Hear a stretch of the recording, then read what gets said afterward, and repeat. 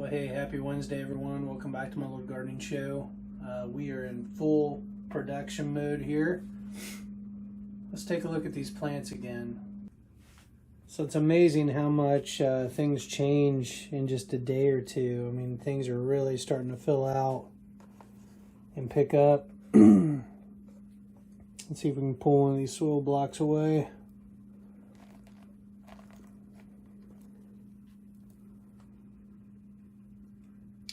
Stout little seedling there, look at that.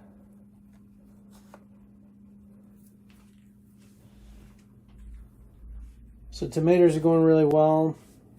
We've got some smaller ones, but nice and stout. The fan has really helped in that respect in terms of oscillating and blowing and agitating these.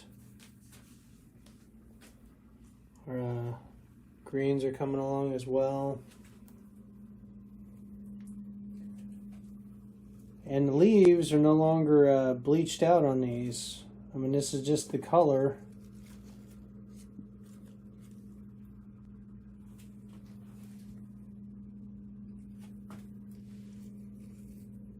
I've got a little bit of some leaf curling here. But by and large, it's looking pretty good. So other than having the oscillating fan going, you know, throughout the day, or the timed with the timer where it's going pretty much all day long, what I typically do in the morning and in the evening as I go along, either with my hand or this little scraper that came with my worm bin, and I'm just kind of going along the plants and, you know, brushing them a couple times. Yeah, do that and you can smell tomatoes in here. Tomato plants anyway. It's got a distinct smell. We just kind of go through and agitate them. Give them, and then for the smaller ones, just kind of plinking them a little bit. Again, these little seedlings, I'm really happy about these, just how stout they are.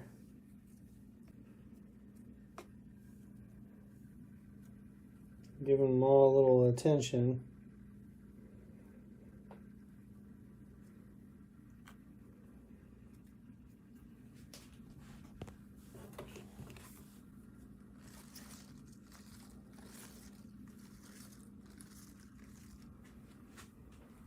And again, we're doing this to just toughen up the stems a little bit, stimulate root growth. You know, the last thing I want to do is not have any kind of stimulation on these plants and then put them outside in the wind. Oh, look at that, there's a little bug there. You know, and have them get all torn up from the wind.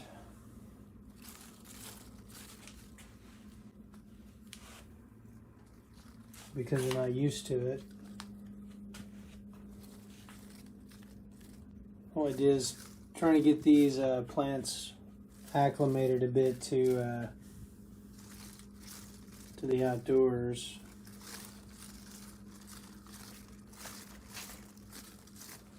Before they're completely outdoors, right?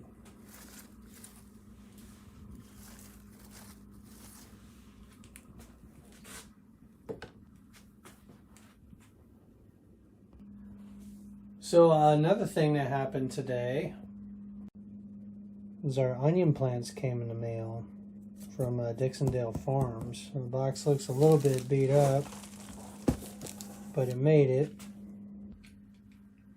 So what we're going to do now is open it up and just see what's inside, right?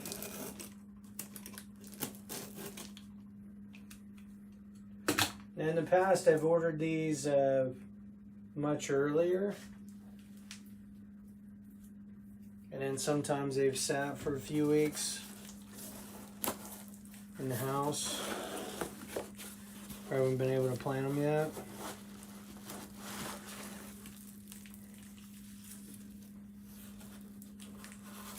And I'm not sure what the process is there at Dixondale Farms, whether they have these kind of sitting in a solution, but here's the plants.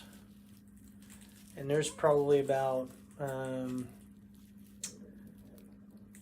25 to 50 in a bunch, depending on what we got. But I got 4 bunches of the Highlander, which is a yellow onion, and then 4 bunches of the Blush, which is a hybrid between I think it's red and yellow, or red and white. It's kind of a lighter color, or a milder red onion, and they've done really well.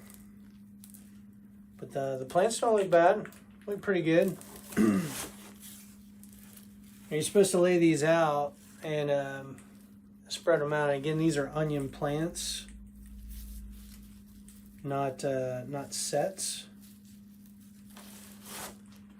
You know, which means they started these from seed and got them to a certain point, but you can tell it's been a little rough on them, so they've probably been in storage for a little bit. So we'll go through these. We'll go through them tonight and spread them out on trays, and then I'll put them underneath the grow table here. Because what will happen is these will start to curve towards the light. Like if I leave them down, say over here, the plant part's going to start to turn up towards the lights. So I want to try to keep them in a dark, dry, cooler place if possible until I'm ready to plant. Like I said, it'll be later this week, at the latest this weekend, that we'll get these in the ground, so they won't be sitting here weeks on end. It's probably not going to hurt them a whole lot just to stay in the box for just a little bit.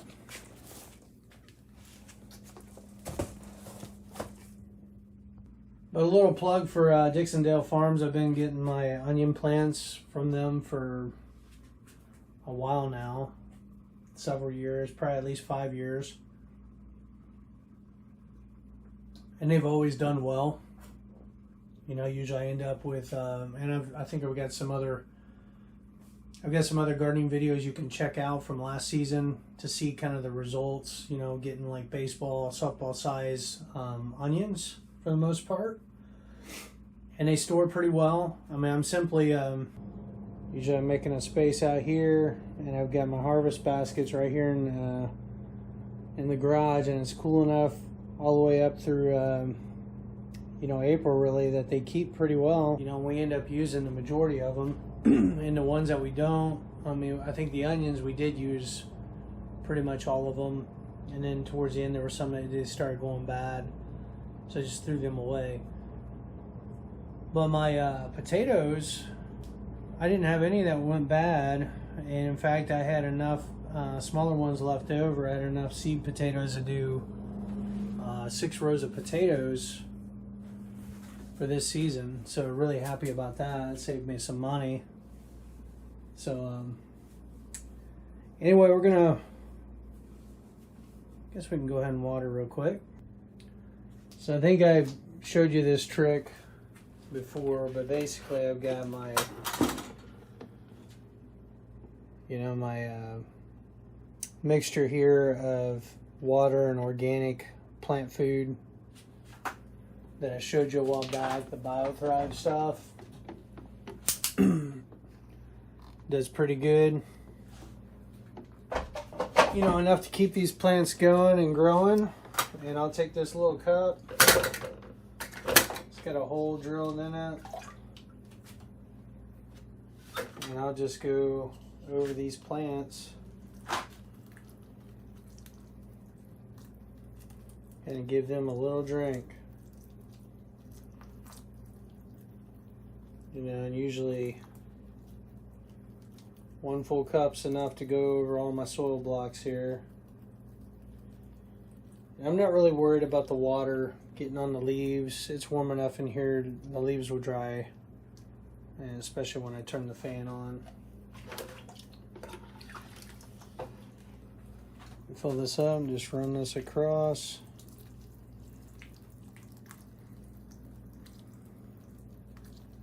Works out pretty well.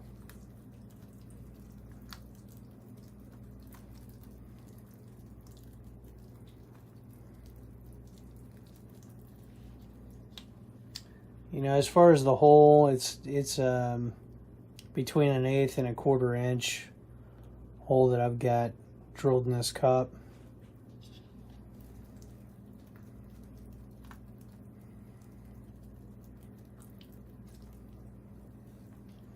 So it's working out pretty well. So we'll do the rest of those plants, and then I'll turn the fan back on.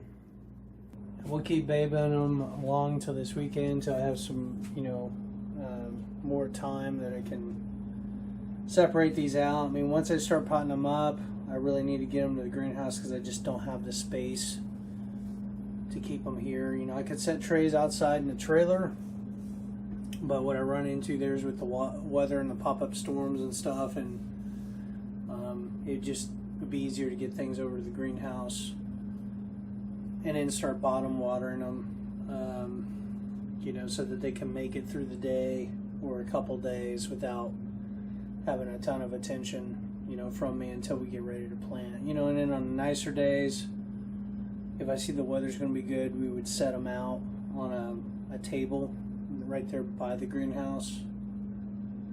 But everything's looking good. So, I guess that's it for now. Until next time, happy gardening. Bye.